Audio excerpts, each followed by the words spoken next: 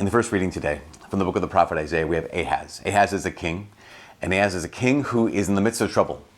He's in the midst of a conflict, and he's going to be defeated. And so God shows up, and God says, hey, ask whatever you want. What can I do for you? And Ahaz says something that sounds holy, right? It sounds like the right answer. He says, I will not ask. I will not tempt the Lord. Now, it's not right. It's not holy. It's not a good thing. Why? Because Ahaz says, I don't need you, Lord. He's already got some other kings lined up. He's already got some other armies lined up, and they're going to fight with him. They're going to fight for him. So he basically says, God, hey, thanks but no thanks. I don't need you. Now, how many times can we be in that place where we just say, actually, I'm taken care of? In fact, one of the great dangers of living in this modern world, one of the great dangers of living in the advanced, technologically advanced, and very comfortable 21st century is we can be lulled into a sense of independence. We can be lulled into a sense of like, oh no, actually God, when it comes to my life, when it comes to my stuff, when it comes to my health, when it comes to my plans, I actually don't need you because I have enough in my bank account. God, I don't need you because I have enough people around me. God, I don't need you because I have, look at all these Christmas parties, I have all these decorations, I have all these distractions in my life. And so I can be lulled into that sense, just like Ahaz, and says, you know what? God, thanks for the offer. Thanks for the invitation to let you be the center of my life. But I got other stuff. I don't really need you.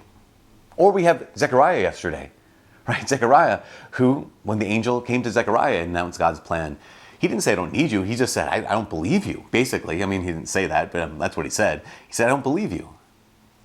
We can find ourselves in that place. Like Ahaz, I don't need you. I got a bunch of stuff. Or like Zechariah, I don't believe you. It's impossible. I'm too old. That time, that season, that opportunity has passed me by. Or we could be like Mary today. And of course, Mary asks her clarifying question, right? The archangel Gabriel appears to Mary, says, here's God's plan. You're to be the mother of the Messiah. You're to be the mother of the Son of God. And she says, how can this be since I have no relationship with a man? Now we could look at that and say, Mary's asking the same question as Zechariah, but she's not asking the same question as Zechariah. Zechariah asked the question out of a place of disbelief. Mary's asking the question out of a place of clarity. She wants to ask the clarifying question. How can this be since I have no relations with a man? Because at the heart of Mary's standing before God is trust. At the heart of Mary coming before the messenger of our Lord is that sense of, I need you, I believe you, and I trust you.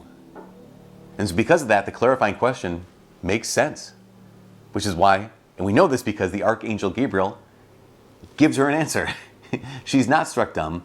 She's asking out of a place of openness. She's asking out of a place of simple clarification. There's an author named Carol Houselander who has written powerfully about the spiritual life, has written powerfully about God's call on all of our lives to trust Him, to be saints. Carol Houselander has written powerfully on who Mary is. And Carol Houselander once said this: you will never be asked to do more than the Mother of God. And all Mary was ever asked was to say yes. That's it. And of course, we can be distracted by, I have enough stuff, I don't need God. Or be distracted by the impossibility of it, and I don't believe God. Or we can say what Mary says: God, I trust you. Behold, I am the handmaid of the Lord. Let it be done to me according to your word. To simply say yes. There's only a few days left. Imagine, in a few days, you would draw your last breath.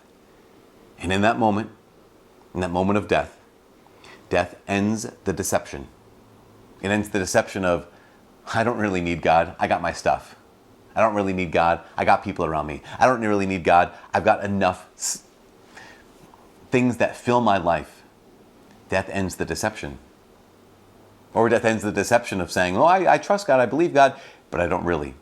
In that moment, every one of us, the depth of our trust in God, the depth of our yes, will be revealed. To be able to say today, okay, God, I know there are times when I tell myself, I pretend that I don't need you. God, I know there are times in my life where I wondered the depth to which I can believe you, the depth to which I can trust you. But today, let me lean fully onto you. Today, let me trust you fully. Today, let me say yes. That's all you're ever asking me to do. Behold, I am the handmaid of the Lord. Let it be done to me according to your word.